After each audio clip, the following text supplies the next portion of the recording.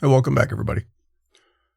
As veterans and first responders, your transition isn't just going to expose your resume or your skills. It's going to expose your home. Right now, your career has structure. It has expectations. You know where to be, what to do, and how to perform, usually under pressure. There's clarity in that. But your home? That's been running on a different system. One that constantly adapts or adapted around your schedule, your absences, the stress that we carry, and the general unpredictability of these careers. But just because your household is functioning doesn't mean it's balanced. For most of us, your spouse, your family, they've become the steady hand that keeps everything moving. The routines, the emotional load, the things that don't always get tracked or recognized, but still have to get done. You, on the other hand, you've been able to focus on the job because someone else has been carrying that burden. It's not meant to be a criticism. That's simply the reality of these careers. But transition changes something that most of us underestimate. Your experience doesn't really matter to your home. Your presence does. And our presence there is different. Our presence disrupts routines. It's going to challenge roles. It'll force conversations that probably haven't been necessary before. So the question isn't whether your family supports you. The question is, what happens to your home when, because of your career, they no longer have to hold everything else in place? But before going further into this, let's take a quick break to acknowledge a sponsor. As a first responder, control isn't optional. It's how you do your job. But when it comes to buying or refinancing a home, most lenders don't get your world. Police Mortgage does. They specialize in working with first responders, walking you through the process, breaking down your options, and helping you lock in competitive rates without the runaround. Take control of your financial future with people who have your back. Visit policemortgage.com or call 312-499-8878. Police Mortgage, for first responders who are second to none. Whether you've said it out loud or not, your home has adapted to your career, not the other way around. Over time, your job has dictated the rhythm of everything. The hours away, the unpredictability of when you'll be there, and the missed everything, because we miss everything. The emotional stress. However, your household, your spouse, your partner, your family, they've adjusted around you just to keep things moving. And that adjustment probably didn't happen with a briefing or a meeting. Likely wasn't discussed. It just happened. Someone picked up more responsibility, handled the routines. They became the point of stability when your availability wasn't consistent. And if you're honest, you've benefited from that. You've been able to stay focused on your objective, the long shifts, or even longer deployments, the caseloads, the call-outs, the training and the workups. All of this because you knew things at home were handled. Maybe even a bit selfishly, you liked that someone else made sure it got handled. And that became the system. But here's the part many veterans and first responders don't like to admit.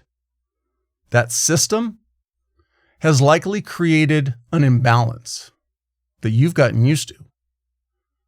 It's not that we intended for it to happen. It's because these jobs make it necessary. Your spouse may be running the day-to-day operations of the household. They've built their routines, their systems, and the expectations that function without you being a piece of that puzzle. And from your perspective, things always seem secure. The bills get paid. Your kids get to where they need to go. The house appears to run smooth. Life simply moves forward. So it's easy to assume, hey, we're good. But functioning is not the same as balanced, and stable is not the same as shared. What you're seeing is a system that works under your current conditions, not necessarily one that works when those conditions are going to change. But the reality is, your home may be structured around your limited availability, and everyone in it has learned how to operate within that. That also includes the expectations of you, things that you do, what you don't do, what you're responsible for, what someone else has just taken ownership of over time. Those expectations, they're rarely talked about. They're just built through repetition. And repetition turns into assumption. So when you start thinking about transition, and you start thinking about, hey, I'll be home more, I'll help more, I'll finally be more involved, you're not stepping into a blank gap in the operation. You're going to be stepping into a system that already exists without you in it. There's likely no placeholder where you simply can take a spot in the stack. And that system doesn't automatically reset just because your career is about to change. Remember, you're not just preparing to leave your career. You're preparing to re-enter a part of your life that has been operating at a different level. More than likely, more than you fully recognize or admit. And if you don't see that clearly, you'll misread what's actually happening when you start trying to change it. Because the issue isn't going to be about effort. It's going to be about expectation. And that's where things start to get uncomfortable. But on the other hand, if you leave this alone, it doesn't just sit there. It's going to compound. The immediate impact shows up in ways that's easy to overlook. The short conversations, frustration that feels out of proportion, tension that doesn't seem to be tied to anything specific. It's more than likely going to be something just feels off, but nothing is clearly wrong, so you might just chalk it up to stress or a bad day. But what you're more than likely going to feel is a friction between two different systems. The one you've been operating in and the one your home has built without you part of it. And that friction doesn't go away just because you have good intentions. Yes, you can want to be more present, want to help more. You're going to want to step in. But if the system hasn't been built with you carrying any portion of the load, your presence won't automatically feel like relief. Sometimes it can actually feel more like a disruption. You're going to try and engage in a system that might not have adapted to your role in it yet. If your spouse has been carrying the load, then consistency is what they recognize as real. Not you wanting to try, not you having good intentions, not a conversation. Consistency and doing. So when your transition starts getting close, there's likely a gap between what you say you're going to do and what they've experienced over time. And that gap creates doubt. Not necessarily anything confrontational. More like a hesitation. More like, hey, I'll believe it when I see it. And if you ignore that, you'll walk into transition thinking that you've got alignment, when what you actually have is uncertainty. They just haven't said it yet. Then there's the delayed effects. And this is the one that hits when you can least afford it. Because when transition starts to become real, you're going to need your home to be stable, not just functioning. You're going to need support that you don't demand. A household that's not questioning whether the next phase is going to add more pressure to what they're already handling. If that foundation isn't there, everything's going to get more stressful. And instead of moving forward and having clarity, you might be managing resistance you didn't plan for. Because your family could be unsure of what your presence is actually going to look like once everything changes. It's hesitation where you expect confidence. It could be tension where you expect support. It's distance where you thought things were solid. And by the time you might actually notice it, you could already be in the middle of your transition, not having prepared for it. However, If you keep seeing your home as something that's going to adjust when you transition, you're already behind. Your home is not waiting on your transition. Your home has already adapted without it. That's a different starting point. You won't be moving into something unfinished. You're stepping into something that's been functioning, just not with you fully integrated into it. And once you see that, then the question changes.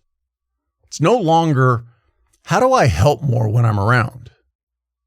Whereas it becomes more of, what kind of presence am I actually bringing into a system that already works without me? Because your presence alone doesn't create value. Your presence without clarity can create friction. It can create confusion. And without any reliability, it'll create more work for the person who's already been carrying it. That's why this isn't about being better at home. It's about becoming predictable. In your career, people have relied on you because they know what they're going to get. There's consistency in how you operate, and that's what builds trust. At home, that same principle applies. But most veterans and first responders haven't treated it that way. We treat home like it's something that flexes around us. And to some degree, it has. But that flexibility has a cost, and it's been paid by somebody else. So what you need to recognize is that you don't need to step into your home with more effort. You need to step into it with a different perspective, where your involvement is not occasional, where your role is not unclear, and where your contribution doesn't have to be checked on by someone else. Because right now, whether you admit it or not, your household has likely adapted to their version of your predictability. They know when you're available. More than likely, they know when you're not available. They know what you typically handle and what you don't. And they've built around that.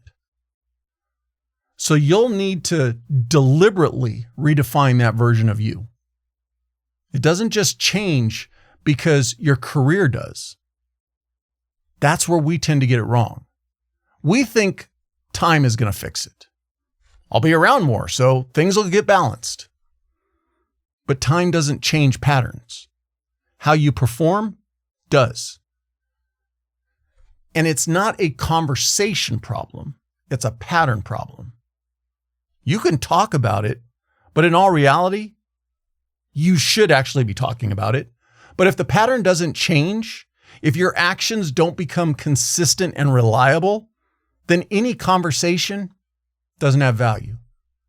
Because your household has been trained by what you've done or not been able to do repeatedly, not by what you said you'd do. So the real reframe in this, you're not preparing your family for your transition. You're preparing yourself to operate inside your family's world. And that has a much higher standard than we tend to acknowledge or set. Because it requires you to look at your home with the same level of ownership and accountability that you bring to your current job now. And once you see it that way, moving forward actually becomes pretty simple. Let's take another break. And when we come back, I'll go over the specific transition group tips. When it comes to sunglasses, first responders and military members definitely don't baby them. They get dropped, thrown in a utility pocket, or tossed in gear bags. Frontline Optics was created for that reality. You get premium eye protection without paying designer brand prices for something that won't survive your lifestyle. From polarized UV 400 lenses to anti-reflective coatings and water-repellent finish. And here's where Frontline Optics separates themselves from the pack. When life happens and your glasses break, they offer a no questions asked replacement program, even for prescription lenses. On top of that, Frontline Optics was founded by a firefighter, and a portion of every purchase goes to support the First Responders Children's Foundation, helping families of those who gave everything. So if you're looking for sunglasses that look good and come from a company that actually understands the job, visit frontlineoptics.com and use the promo code TRANSITION10 to get 10% off your purchase. Frontline Optics, from a first responder for the front lines. So how this all looks for you depends on how far from your transition you're at right now. But remember, that can change without warning. Unfortunately, this isn't about agreeing with the idea. It's about changing how you show up inside your family's operation before your career forces the issue. Close range group. If you're within a year or closer, you don't have time to ease into this. Conduct a family transition briefing. You need clarity. Not a we'll figure it out, but clarity of everyone's perspective. Many of us avoid this conversation because it feels uncomfortable or even unnecessary. But probably what you're really avoiding is hearing what your home has been handling that you're not fully aware of. You need to sit down and treat this as seriously as any other operation. Consider what actually gets done every day. What decisions are being made without you? What's been falling on your spouse's responsibility simply by default? Because right now, you're about to increase your presence, likely without fully understanding the system that you're stepping into. And that's where friction comes into the picture. But here's the second part of this. You don't just need to know what's happening. You need to start taking ownership of the parts that you can take on. Specific responsibilities that your family can now rely on you for consistently. Because if your involvement only shows up when it's convenient or when you remember to do it, it doesn't relieve pressure. It adds uncertainty. And you need to be realistic about something else. Being around more is not automatically going to feel better for you or for them. There will be adjustment. There's going to be growing pains. That doesn't mean that it's wrong. It just means it's different. Your job right now is not to make this smooth. It's to make it clear and consistent. Medium range group. If you're in that 3 to 5 years out window, expand your role now. You likely still operate with the assumption that your home will adjust when that time comes. But if you don't interrupt that pattern now, you're going to carry that same pattern into your transition, and it's likely not going to work out well. This is the time when you expand your role before you have to.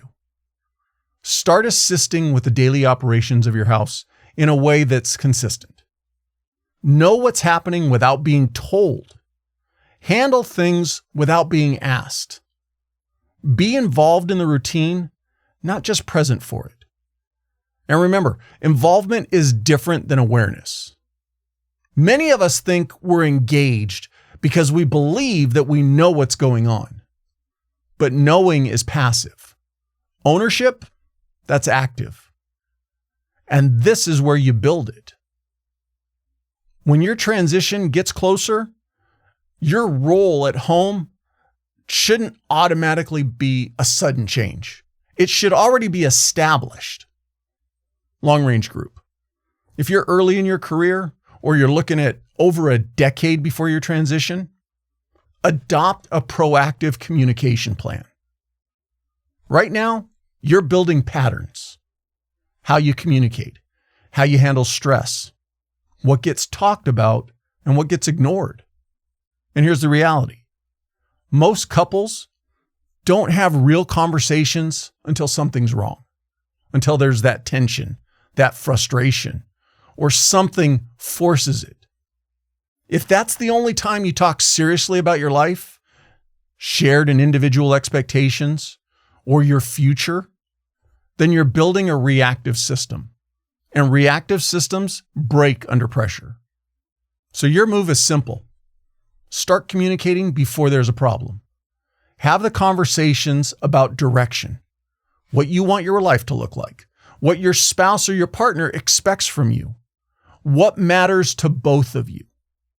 Because if you don't shape that early, your career is going to shape it for you. And you'll spend years trying to undo it later.